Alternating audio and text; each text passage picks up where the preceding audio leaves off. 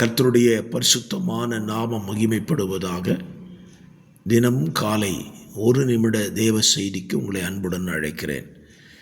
இந்த நாளுக்காக தியான பகுதி பரலோக ராஜ்யம் யாருடையது? வேதம் நமக்கு தெளிவாய் சொல்லுகிறது. மத்தேயு 7ஆம் அதிகாரம் 13-14 வசனங்களை வாசித்தால், இடுக்கமான வாசல் வழியை கண்டுபிடிக்கிறவர்கள் பரலோக ராஜ்யத்துக்குள் பிரவேசிக்கிறார்கள். விரிவான வாசலை தேடுகிறவர்களுக்கு பரலோக ராஜ்யம் இல்லை. அப்படியானால் எப்படியும் வாழலாம் என்று சொல்லுகிறவர்களுக்கு பரலோகம் இல்லை.